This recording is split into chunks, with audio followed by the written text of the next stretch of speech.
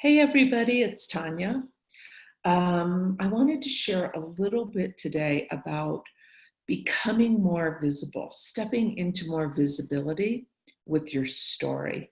The reasons we don't do that and how to work with the energetics to do that.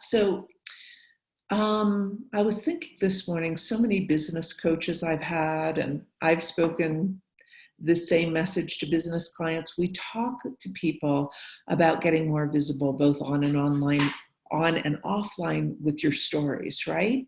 Because, we know now first of all, the storytellers, those of us who are storytellers, healers, empaths, we've always known that stories are medicine uh,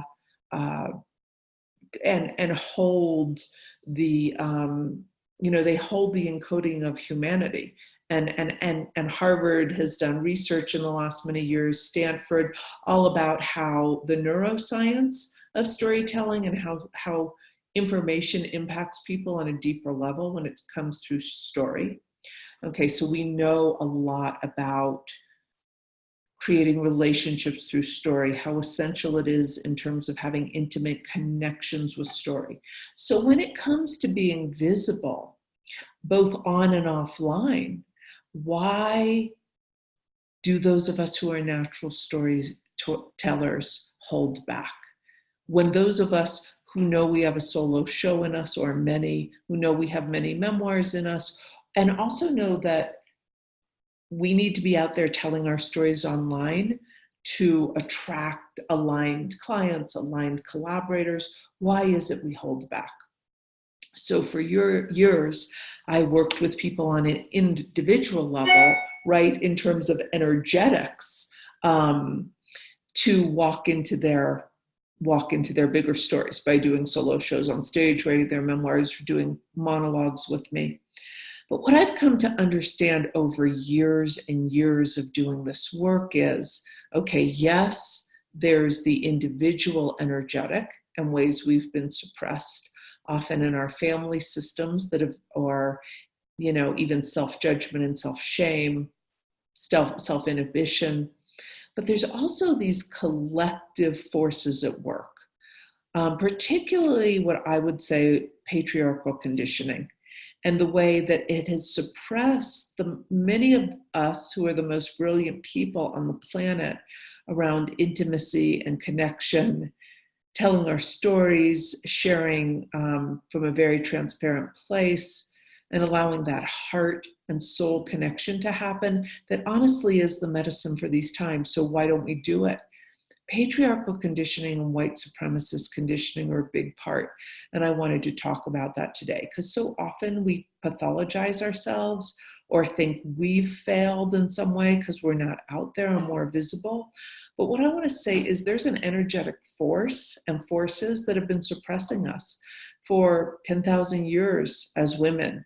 The dominant patriarchal forces of male superiority on the planet. People of color experience this around the energetic forces and unconscious stories and beliefs that have been implanted in each of us around white supremacy on the planet. So we could go down the list too. If you're gay, if you're queer, there's stuff around heteronormativity on the planet that leads.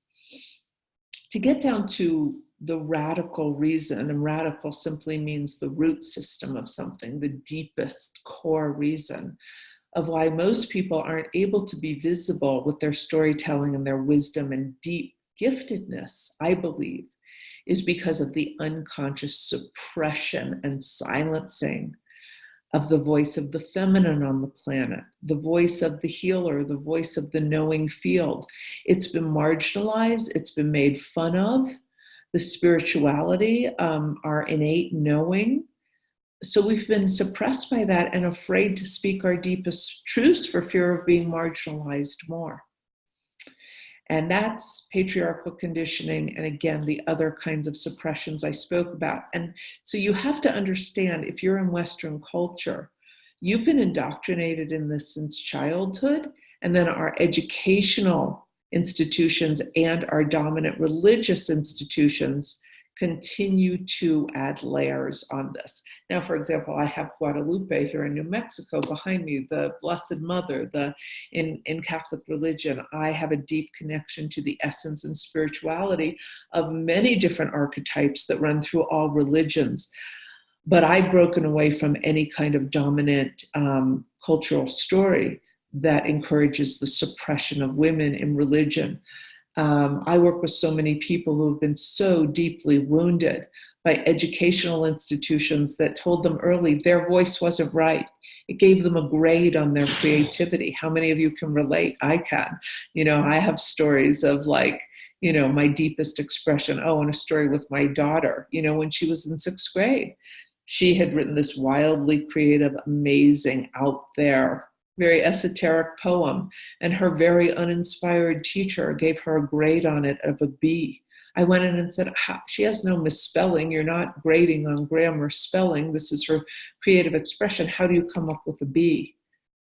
How do you come up with an A plus, or an F on somebody's creative expression? Those shaming incidents by our families, by our teachers, by our culture that also have been hugely influenced by patriarchal conditioning and suppression of women, suppression of people of color, suppression of indigenous people, suppression on so many levels of those of us, including children, in our natural state. We simply want to connect creatively, intuitively, and authentically of ourselves. Every layer of conditioning that silenced us is now making it hard for us to be visible on and offline. So I'm calling you all today to take a step toward coming out of your hiding. This is the deep, deep work I do. Yes, I'm a story worker with people, but I realize I'm also a visibility worker and helping people deconstruct the internal systems of oppression that have silenced your deepest story. It's critical to address these and break through these suppressions, because only under the suppressions can the world receive your deepest medicine.